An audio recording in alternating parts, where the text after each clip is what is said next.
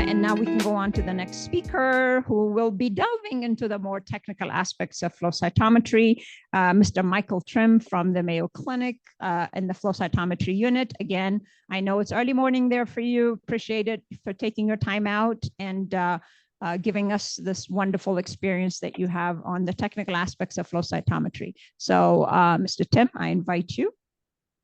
Thank you.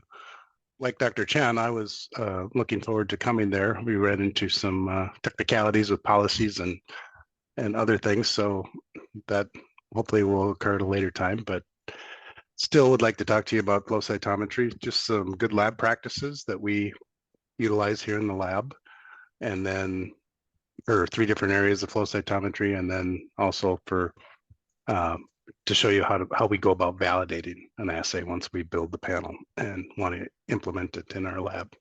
So really in flow, there's 3 different areas of consideration. The pre-analytical stage, which is collecting the sample and getting it to the lab.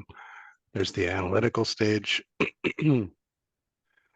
which is after processing and staining, you get it on the instrument and you want to acquire so many cells. And then after that analytical stage, there's the post-analytical stage where we delve into the data, the FCS file, and we try and get some information out of that. Some of the pre-analytical considerations, specimen requirements and labeling. We want to make sure we label things properly so we don't get patient mix-ups. The specimen age, stability, and viability. Storage and transportation is important. Cell counting. Do we have enough sample? Do we have too much sample? We also don't want to have too much sample or our antibodies won't work effectively.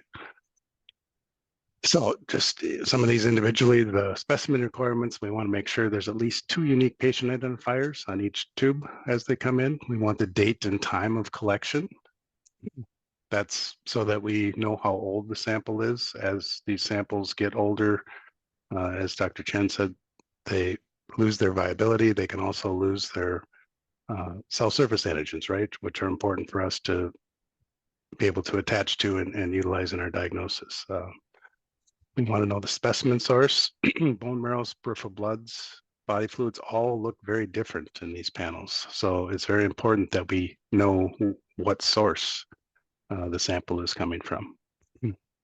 Anticoagulant is also important. Some more anticoagulants like EDTA don't have the stability that others do, like ACD and heparin. And then we want to look at the sample. Are there any clots? Is the sample hemolyzed, which can cause the specimen to not be representative of the disease being investigated? So these are all things we want to note as the sample's coming in. It may affect our results for doing leukemia, lymphoma, immunophenotyping.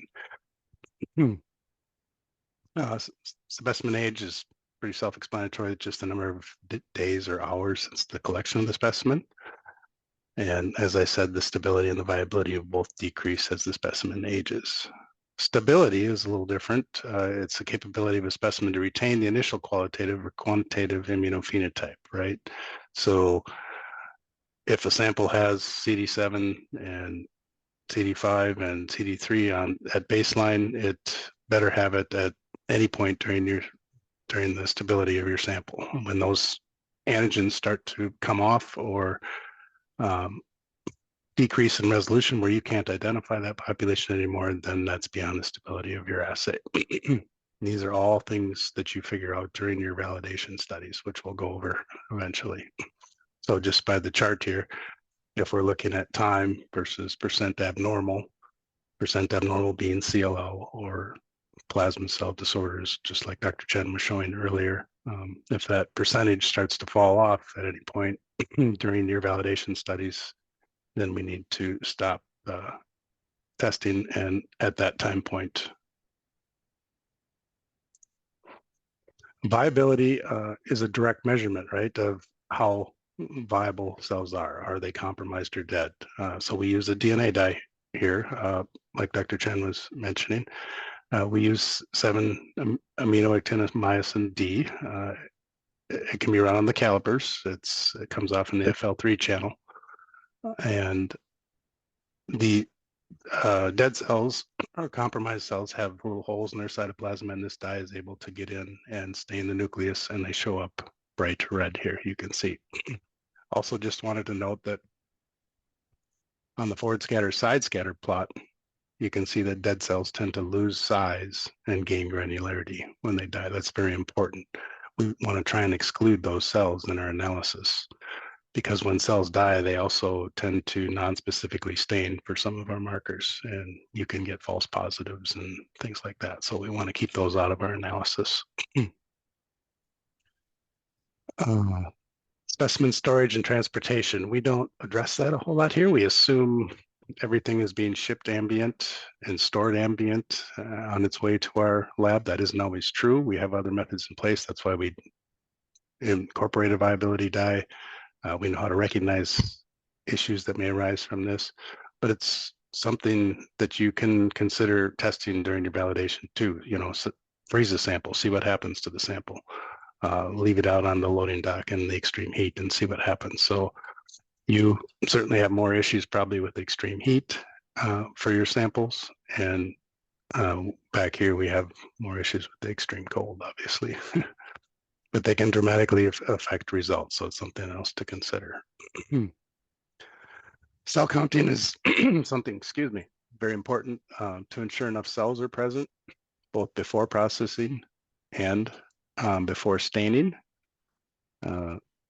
We do get some cell loss when we process samples. So just because we're starting with 1 million cells in our sample to begin with, when it comes to staining after we lyse or wash, we may only have 500,000 cells left to stain. So we do a pre-count to know how much sample to begin with, and then we also do a count before staining to make sure we have the proper number of cells to stain to reach our acquisition targets.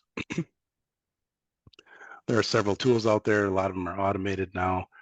CBC analyzers, if automated machines aren't available, manual hemocytometers work just fine. I used to use those all the time, little microscopic counting chambers, but it can give you an idea of cells numbers in your whole blood, whole marrow, and in your process samples as well. And when you're adjusting those, just make sure that you're using appropriate media, RPMI or phosphate buffered saline, something that'll keep the cells happy.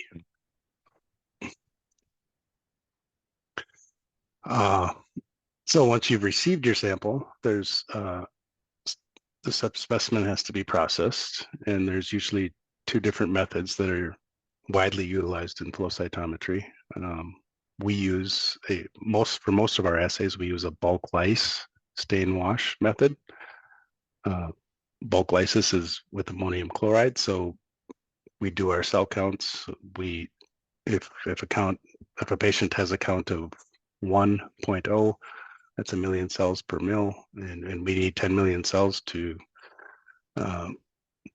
for our assays. We will take 10 mil aliquots and we will bulk lyse them all with the ammonium chloride. We'll wash them, combine them, and then put them on this PBS with BSA, do our cell counts, and then we start the staining process.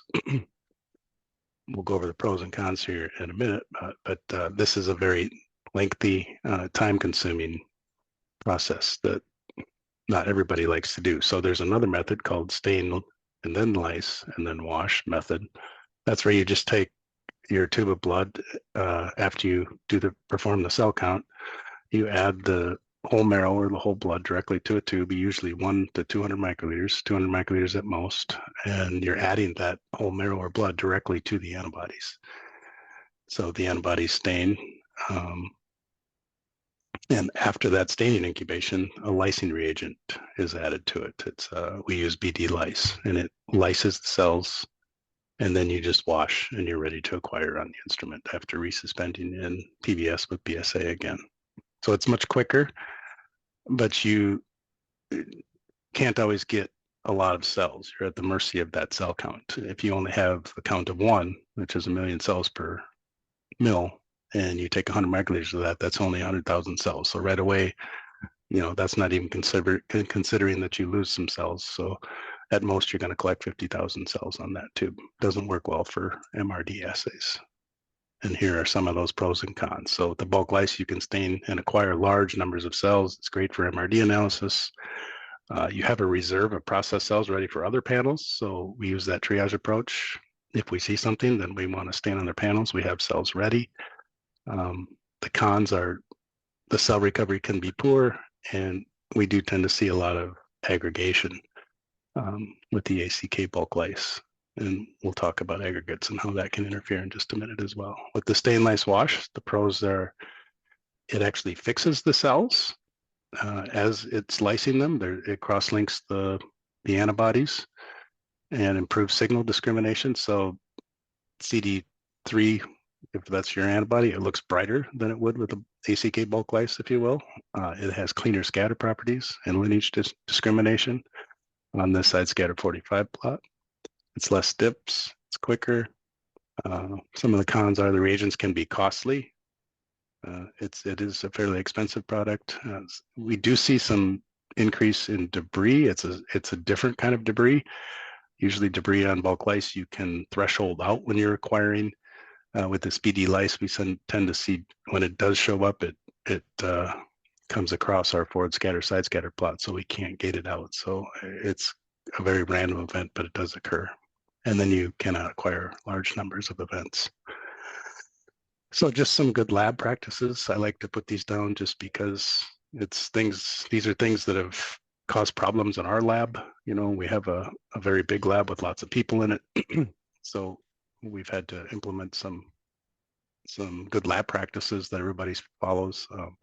Number one is limit distractions when you have a lot of people in the lab.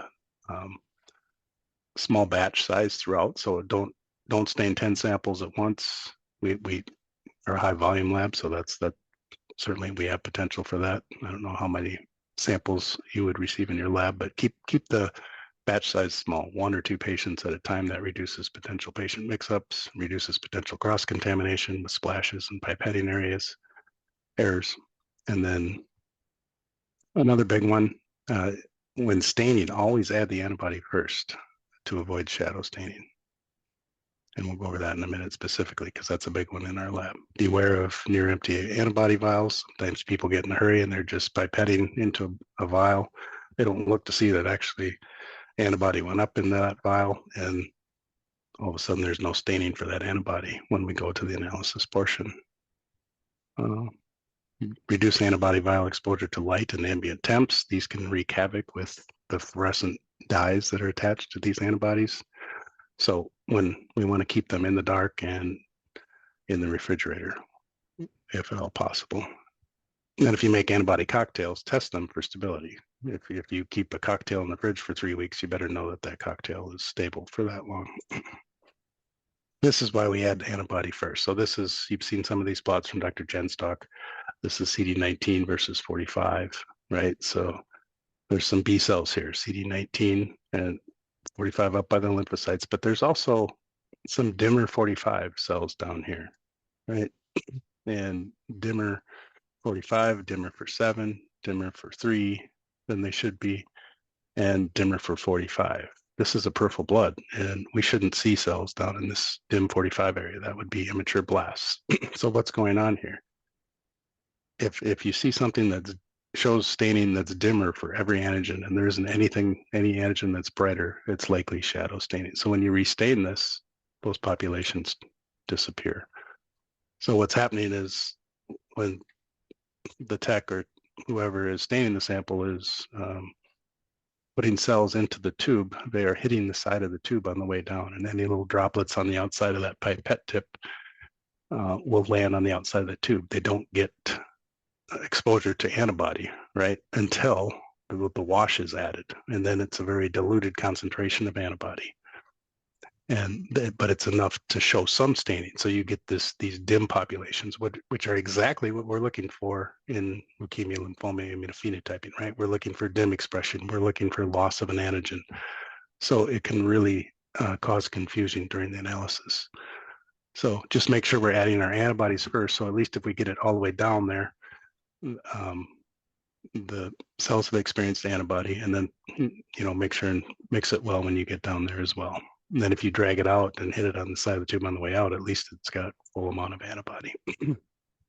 So those were some pre-analytical issues. Let's talk about when the sample gets to the instrument. Getting that instrument set up every day appropriately is very important, right? So each of your instruments, you have mostly fax calibers there, I think. They have a fairly set configuration. Usually you have 4 parameters. They come with certain filters, certain mirrors that allow certain wavelengths to get through, meaning that certain fluorochromes will work and other fluorochromes will not on these assays or on these instrument setups. So just know the configurations that are in your instruments, and then plan your panels and which fluorochromes you're using accordingly. And you ask how to do that. Well, BD, if you have access to the BD website, they have a nice tool called the Spectrum Viewer, where you can plug in different filter types. You can plug in your instrument, the fax caliber, and you can then switch these fluorochromes around to see if they're applicable to your configuration. So that can be very helpful. Another part is the optical alignment. You want to make sure your instrument is aligned every day, and this is done in your labs. I would think you guys should have calibrite beads for your fax calibers. If you don't, I would look into that to getting those, to have the machine. They work very well for setting the instrument up daily. They establish target values, and they manipulate the voltages in the instrument for each of those parameters to hit those target values every day. And that ensures the best separation of signals in all scatter and fluorescent channels. So you can see with proper alignment, you get good separation in the size parameter or forward scatter of lymphocytes, which are in red, monocytes, which are in green, and then granulocytes here. Not so much when the instrument isn't aligned well. And this becomes important again when we're analyzing, looking for larger cells, which could be potentially tumor cells later. You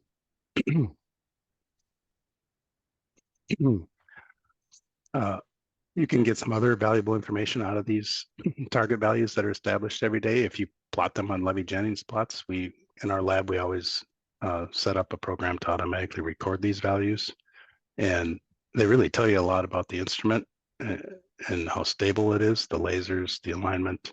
You can see on the top here, this is the PE-Cy7 detector, which would be FO4. This is, I can't see the dates to see how long a time frame this is, but it just shows the very steady, there's variability here, maybe over 3 voltages, 3 to 5 voltage difference here, but it's very steady across the top. Whereas this one on the bottom here shows that the instrument is having to increase the voltage in this parameter to hit those target values almost every day as it goes along. So that may be an indication that the laser power is beginning to fail in this instrument. So just good quality checks to monitor as you're setting up your instrument and running these daily. Probably the biggest take-home message I can give you all is to be on top of compensation and understand what is compensated look like, what does poor compensation look like, recognize it in your analysis, because it can really wreak havoc when you're doing leukemia lymphoma phenotyping. Again, these are your calibrite beads. Should be setting these compensation values for you automatically every day, which is nice. But beads aren't like cells, right? And how do we know that the machine is setting up the instrument appropriately every day?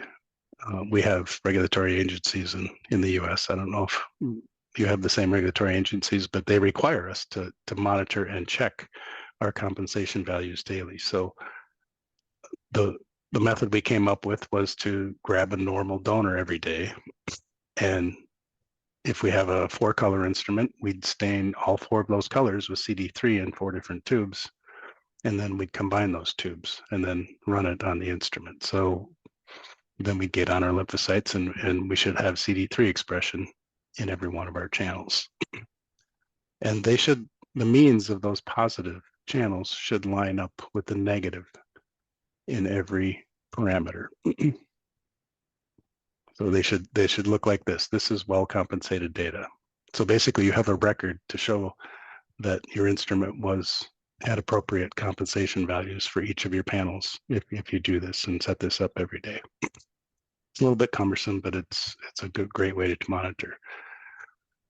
So just some plots that show what overcompensated data looks like. So that's the first one on the left here. If one of your CD3s is leaning to the left here, it's actually so the mean of that parameter is actually below 0. That's overcompensated, and your spillover value for that channel PE versus minus PE size 7 needs to be lowered to again get to the correct compensation, which is in the middle here. This is undercompensated data on the far right. You can see that CD3 value is actually staining for CD3 PE as well, which, you know, in a real panel, that wouldn't be CD3, that would be CD7, for instance, and it would look like DIM CD7 staining. So errors in compensation can really wreak havoc with assays, so it's important to monitor and understand. Anytime you see angled patterns like this, it's a good indication that compensation could be off and something you should look into. What does it look like in real life? These are similar to some of the plots Dr. Chen was showing. This is from our acute panel. This actually, top plot, this patient actually went out as having DIM CD7 staining, when in fact, after it got sent to me for review, and I corrected the compensation, you can see that there isn't any CD7 staining at all. So again, real life where it makes a difference.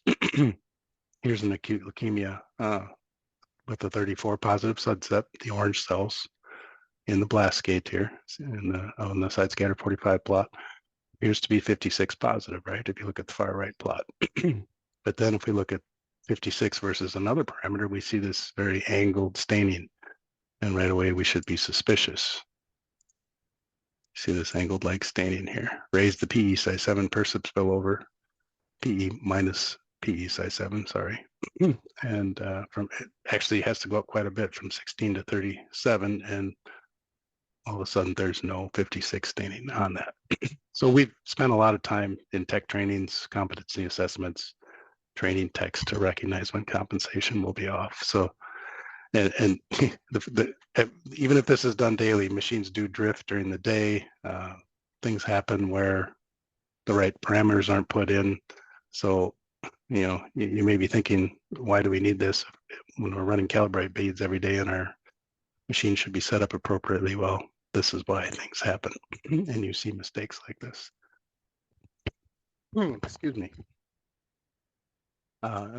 The last part of instrument setup is building your acquisition template. So it's important to have some things in line when you're running your samples. The very first thing you should do is make sure your voltages are that maximize signal separation on each of your panels when you initially put them on your instrument for the first time. So you want to maximize signal separation, but you don't want to exceed the linearity of the instrument. The one example I always use is our plasma cell panel. CD38 is very high density on plasma cells, right? So there's a lot of antigen there. And when all that antibody gets on there, it's very bright. So bright sometimes that it's off the scale. And once you get off the scale, it doesn't matter how good your compensation is, you're going to have false positives in other channels. So sometimes instruments need to have their voltages lowered for certain panels to look right. Threshold is another important thing. You want to get as much of the debris, the noise, background noise from the instrument out, and we usually use forward scatter for that. Know where your viable cells start and know where debris is located and maximize that threshold experience. Then you want to include enough dot plots and histograms on your acquisition page so you can see there are no technical issues as your sample's acquiring, that reagents are staining as expected, that we didn't miss any antibodies, because you can, save time and you can start that sample over if you see something. And then you always want to include a plot with time as a parameter to look for flow-leaks issues and to make sure there's no plugs in your instrument.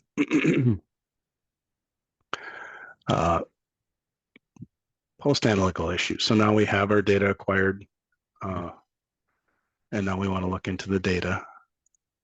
to help with diagnosis in these samples that we're receiving. I'm going to concentrate mostly on the data analysis today, but quality control, certainly you want to have quality control parameters in place. You want to have SOPs for training people, ways to keep people competent, to show that they're competent and to maintain competency. And then you want to think about storage and retention of data. So where do we keep these FCS files in case we need to go back to them to review them if something looks suspicious? And we do that all the time. So we have to know where these samples are and put them in a uniform location. Same with the excess specimen in case we run panels at a later date. So as Dr. Chen mentioned, we use a triage approach for leukemia lymphoma, right? This is our panel, basically. It's an 8-color panel. We run them on the Cantos, but we used to run them on the Faxcalibur, and I'll show that panel in a minute here, in a few slides. But we look at lymphocytes and DIM45 blast area for T cell, B cell, NK cell, and immature blast aberrancies. If aberrancies are found, then specific lineage panels are reflexed to further characterize the abnormal cells in the final diagnosis. Everything begins in all of our panels with that side scatter versus CD45 plot. It's our ET phone home plot, right? This along with forward scatter versus side scatter. So these are our lymphocytes, monocytes, blast fall in here as well, granulocytes. But when you add CD45 to something, you get a lot more discrimination between some other lineages. For instance, the hematogones, these are CD19 positive. They can be confused with B cells, right? They start to show some kappa and lambda expression and they get very confusing. Also, plasma cells will be down in this DIM45 gate. And if you didn't have 45 in here, they would just all be together, smashed together in the side scatter or forward scatter versus side scatter plot. So using that, we put CD45 in every tube of every one of our panels, just so we can begin with this plot and look at our different lineages wherever we want to look. In our triage panel, obviously we want to look at lymphocytes for abnormalities there. We want to look in our blast gate for immature processes that might be occurring. In our MDS and acute panels, we can also look in the monocyte area and the granulocyte area as well. So this here is the first page of our triage analysis template, and I show this just to give you a little bit of idea of how you can use this for quality control as well. So we always start with our time plot up here to make sure that we don't see any plugs or that the tube didn't run dry, because if we do, we want to gate those out. We can do that with a rectangular gate. The second plot here is an aggregate gate. So here we're leaving out the aggregates. Forward scatter area versus forward scatter height works very well for that. Think about it, if a T cell aggregates with a granulocyte, your cell is going to show up with CD3 and it's going to have CD16 on it. Well, that's an aberrant T cell, and it's not, it's going to look a little funny, but it's going to lead you down a path you don't want to go. So you want to get rid of those aggregates. Then the forward scatter side scatter gate is used to gate out our dead cells, debris. And again, during acquisition, you want to get as much of that background noise out. So things, the blank area left of gray here is all the machine noise, electronic noise, and other red blood cells. You want to leave in some dead cells just so you know where dead cells differentiate from the live cells. Again, they tend to lose size here, so they're always smaller. And then we also usually leave a bunch of ungated plots here just to make sure that we don't miss anything, that we didn't tighten up gates too much to exclude something. We'll see them on this plot. Then we get into our subset analysis, right? Dr. Chen went over this, so I'll just quickly review. We can take this lymphocyte gate, and then we can look at CD3 versus 16. We have algorithms in place, whereas if this is over 92%, we'll set up a T panel, the CD3 population. If the NKs are above 35%, we'll run a T panel and a cure panel to see if there's an NK disorder. If the blast percentage is above 5%, we will run an acute panel, right? And if we see DIM expressions or other aberrancies, that can trigger other panels as well. So this is what a normal looks like. And you'll hear me say this many times. Learn what normal is for all of your panels. Whatever you incorporate into your lab over there, run 20 normals of each specimen source. Bone marrows look very different from bloods, look very different from body fluids. You have to know what normal is to understand what abnormal is going to look like, right? So if we go back and forth here, we see hematogones, we see 34 positive cells, which are black in this DIM45 area, but we don't see things like this, right? As soon as we see something like this is down in that immature area. They have 34 on them. They also have 19. So this is likely an acute leukemia, right? Likely a B cell acute leukemia because of the CD19 here. But again, very recognizable on this first plot here, the side scatter 45 plot, that something is going on. And I'll just quickly go over some other analysis since Dr. Shen showed you so nicely. Many of our diseases, this would just, we get alerted right away when we see lots of green or red, because typically we should just see mixed heterogeneous red and green, like the Christmas tree snowman, I call them. But you should see a 2-to-1, 3-to-1 ratio of kappa to lambda, maybe 4-to-1. But when you start getting above 5-to-1, 6-to-1, up to 10-to-1, right away you start thinking B cell disorder, and you're going to add on a B panel to further differentiate that. This is likely a CLL or B cell lymphoma. Here's an example of our T cells. Again, we're above that 96% threshold, so that's going to trigger a T panel. Even if it wasn't above 93, this would trigger a T panel as well because of the subset here that's 16 positive. So that's likely a T cell lymphoma and some sort of LGL. So, like I said, here, this is the panel we used to run on our calibers. I don't even, that happened to be in a period when I was in a different lab doing some research. So I didn't even run this panel, but when I came back, it was still being run somewhat until I converted it to an 8-color panel, but it can work very effectively. It will work. CD45 is only in tube 2, which is a little bit, it'll make differentiating B cells from hematogones and PCs difficult, but it can be done with the forward scatter, side scatter plot. But obviously, you know, the goal is to get different instruments where you can get all antigens in a single tube eventually. And even our acute panel and our B cell panels were all run very effectively on the calibers. You just have to use more tubes, right? And you get a backbone that you want to use for each of those so you can maintain that resolution power. So you might put 19 and 45 in every one of your B cell panels, or every one of your B panel tubes, and then just use the others, put different antibodies in those other 2 channels to cover all of your bases. So again, we start with our QC plots, right? When we're doing analysis, we get rid of any time issues. Here you can see a plot where the tube did run dry, and we want to gate that out. Get rid of aggregates. We get rid of our debris. Learn what normal looks like. I can't emphasize that enough. Paramount to recognizing abnormal. Because really in leukemia, lymphoma, immunophenotyping, we're looking for gross, obvious densities of population. So that example I showed, there was a huge population in the side scatter 45 area that shouldn't be there. We're looking for markers of aberrancy. So if 30 or 34 positive cells have 7 or 56, right away that starts to clue us in that something is abnormal. And then we're looking at differences from normal. And to do that, you have to know what normal looks like in all of your specimen sources for all of your panels. And then you can recognize this abnormal. Another thing you can do is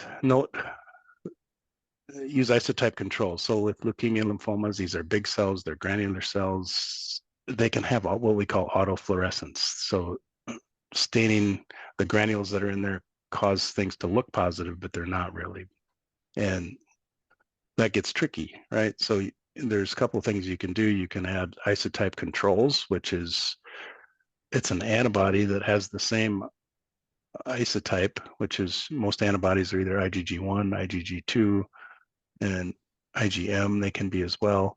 So an isotype control has the same heavy chain, but it does not have the idiotype or the it doesn't have the ability to read the CD7. So to look at the idiotype. So you can add that and you should see where true negatives should be on all of these samples. So if you're having problems differentiating dim expression from positive expression from negative expression, you can set up a tube with antibodies, isotype antibodies to help that. Just some overall tips for data analysis. If something doesn't feel right or look right, it probably isn't. Learn to recognize shadow staining. We've had to teach not only our processing techs to have good lab practices during staining process, but also our analysis techs to learn to recognize when there is shadow staining so we don't get false positives. Same with the compensation issues. When you see angled populations or cells piled up on an axis, say something to other people in your labs, have them investigate the instrument because we want to make sure and stay on top of that. Same thing with recognizing when antibodies may not have been added or wrong antibodies may have been added. Use internal controls to confirm. Okay, so the last thing I wanted to talk about was validating an assay. How do we do that at the clinic? It's something we have to do for regulatory agencies, but it's also something we would do anyway, right? We want to make sure our antibodies or our panels are robust and give good quality information for patient care.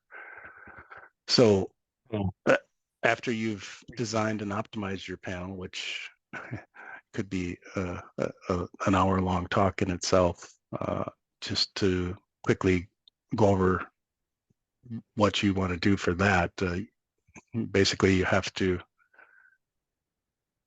choose your antibodies based on your clinical need and the configuration you have on your instrument, and then the antibodies you have available to detect the cells of interest. Choose those antibodies and channels to minimize spillover and data spread resolution issues. Then you have to titer the antibodies to maximize separation of the target populations, and then basically lock your analytical method. So we have SOPs, like Dr. Chen mentioned, and we can provide those, and we can give you the antibodies that we use even. So that part should be easier because we have that done already. But then once you get that established, you really want to lock down that analytical method before you start your validation process, right? And then we want to look at several performance characteristics of that assay. And we use the acronym, I can't even say it. We'll just go through it. It's one that the New York State came up with.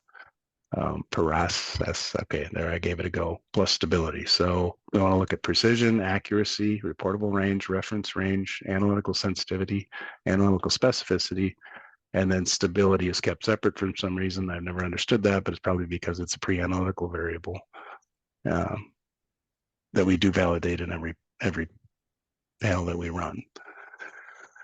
So we have a couple documents that we use to keep track of our validation studies, and we always state the objectives and clinical utility of the assay we're going to validate, and then we define the performance characteristics that we're going to study, and we create a description of that study with the number of sample replicates and define acceptance criteria. What's going to say that passes, that our validation study passes or fails, and then we use that locked analytical method to validate the study.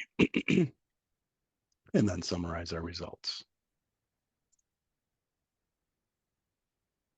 So precision, how do we do precision in our lab? We want to make sure, so precision is basically, do we get the same answer every time we run this assay? Not necessarily accurate. Maybe the gold standard says it's 0.5. If we get 0.1, but it's 3 times in a row, we're precise, but we're not accurate, right? And we might have to adjust something to get more accurate, but we have good precision with the assay. So we do 3 specimens. That's always a big question. How many specimens do we do to tell if an assay is precise or not? Well, we've got guidance from several regulatory agencies that say you need at least 3 specimens with multiple replicates. And you should do it, if your assay is going to be performed on bone marrow and peripheral bloods, then you should have bone marrow and peripheral bloods in your validation studies. So we set up a rather large experiment for precision studies because we have a lot of people in our lab, we have a lot of instruments, so we want to check that precision across all of our operators and all of our instruments.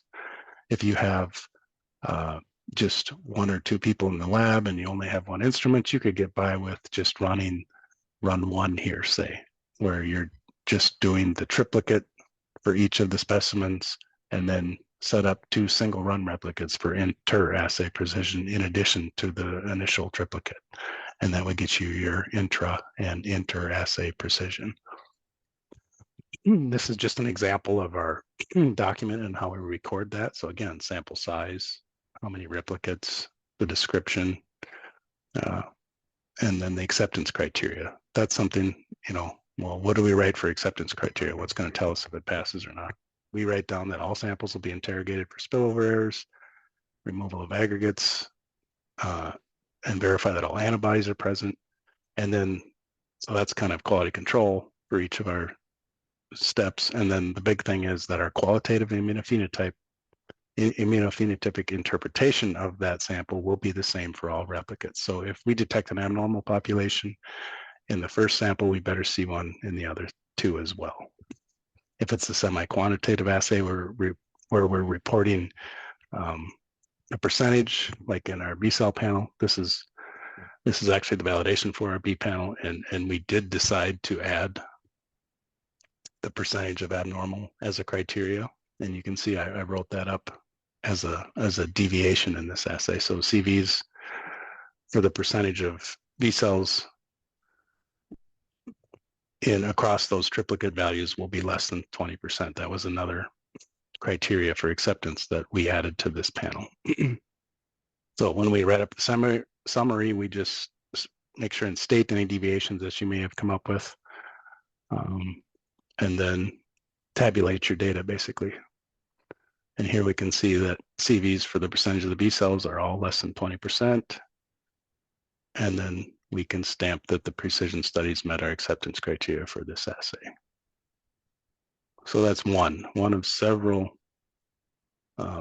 performance characteristics we test. And we'll just go through some of these other ones quickly here. Accuracy is very important, or trueness of results. So a patient with disease will show a positive result. Patients without disease and normal specimens will show a negative result. And usually the guidance is to run 25 abnormals and 10 normals and show that you get an abnormal result in those abnormals and that all your normals are normal. It's also good not to just run normals, but some reactive patients as well. So a patient with a different disease other than the panel you're testing, or a patient that's been treated for something, because they will look different as well. It always happened to us where we implemented a panel, we only ran normals up front, and when we implemented it, we saw all kinds of weird things we had never seen before. Well, it's because some of these patients had been treated. Some of the patients, they didn't know for sure if they had the disease, they had some other disease, and they just had reactive looking samples. So we had to learn what reactives look like as well. How do we determine accuracy? So side-by-side comparison is what we usually end up doing because we're always converting something from a 4-color to a 6-color to an 8-color. So we have usually an older panel to compare with. You may not have that. So you can do split sample analysis from another lab performing a similar panel. You still may not have that.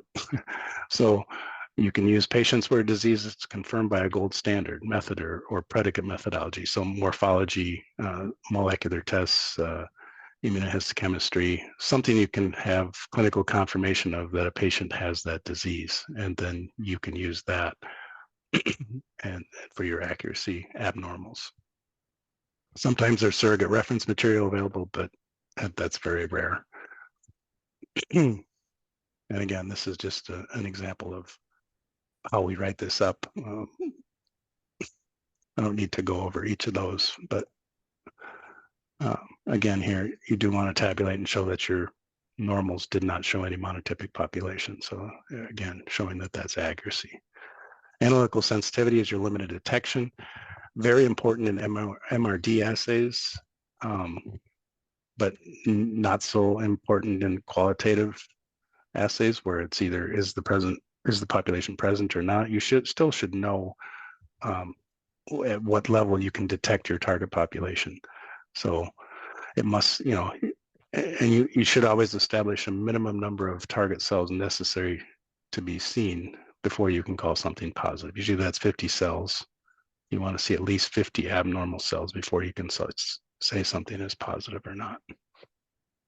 But we test all of our LOD samples in triplicate, so we can show precision down at that level as well. How do you establish LOD? It's hard, right? So if you want to get samples that are down at your limited detection or really low, it's hard to wait for those samples. So we take abnormal specimens and we spike them into normal populations.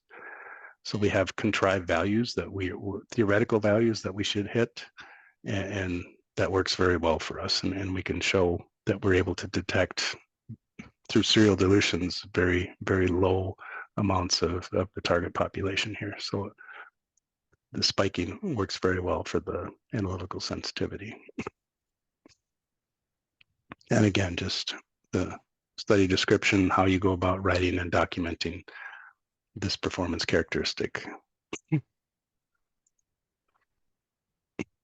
here are our 3 samples that we've done showing our LOD. Let's see, in this case, it reached 0.1%, or no, 0.05%. They were all less than 20%. So 0.05% was our analytical sensitivity for this assay. Analytical specificity is normal specimens will demonstrate a normal immunophenotype, no false positives. Some groups look at positive samples as well to demonstrate antibodies selected and gating strategy is working for their intended population. And then other studies that are done, interferences, like there's so many immunotherapies out there now, so they'll mimic the immunotherapies and show that they can still find the target population even in the presence of that immunotherapy. So those are other studies that can be done in analytical specificity. Again, I'm running short on time here, so I'm gonna breeze through these. We'll leave you with these presentations so you can look back at them. Reportable range for leukemia lymphoma assays typically aren't required because it's a qualitative assay, right? Is the population present or is it absent? Sometimes we report a percentage like in our acute panel and B-cell panel, but that still isn't real applicable because basically the reportable range is your lower limit of detection up to theoretically 99% if you have a blasted out case or a full-blown CLL.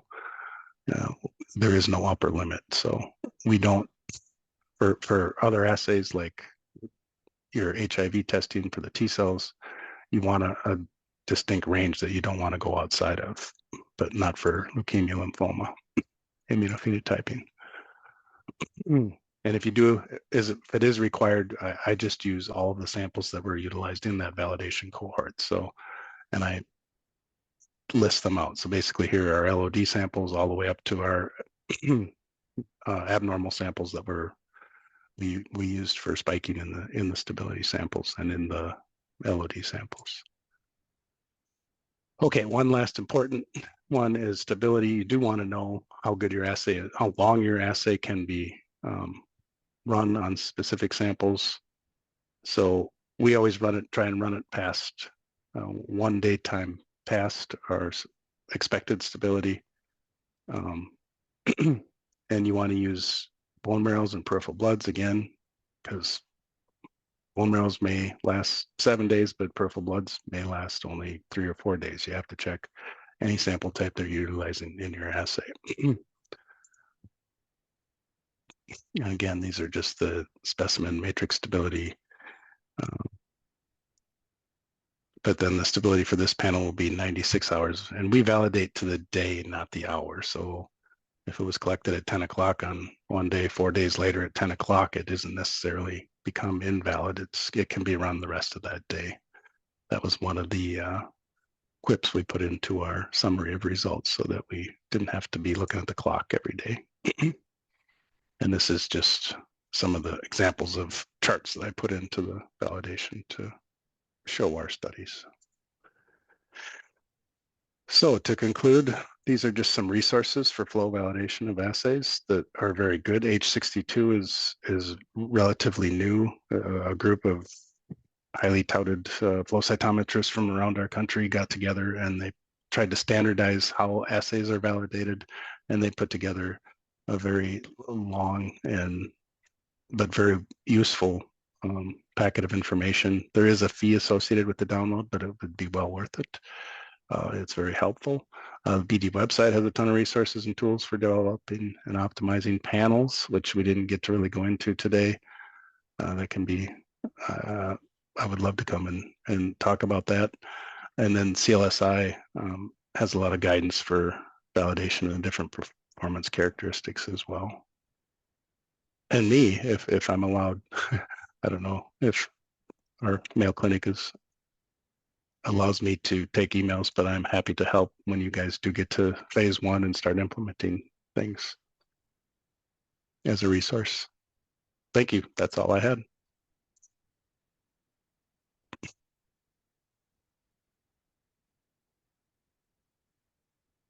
Happy to take any questions, or maybe we're saving those for the end.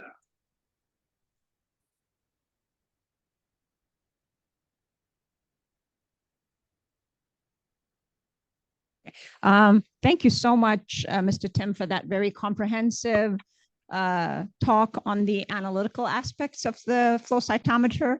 I'm sure everybody realized how technically difficult and challenging flow cytometry can be.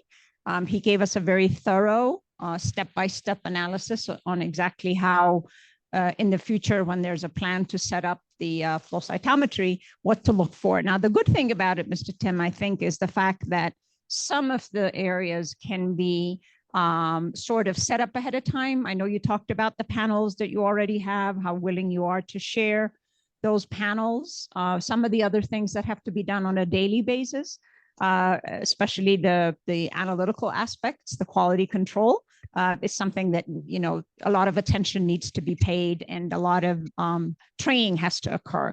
And I think from both of your talks, the one thing for me that I can take away is the fact that this is going to be a little bit of a long-term relationship. I think he gave a 3-year roadmap in terms of setting it up very gradually and slowly, and making sure the expertise gets developed. And I think the intent and the energy and the dedication and commitment is there from both of you. So I sincerely appreciate it. We'll continue the talk. The third speaker is going to be somebody here locally from St. Paul, Dr. Musfin, hematopathologist. I believe he had some training experience in flow cytometry. So he's going to talk to us about the background, what you already have, and the strategies for implementing it. And very much looking forward to hearing your talk. So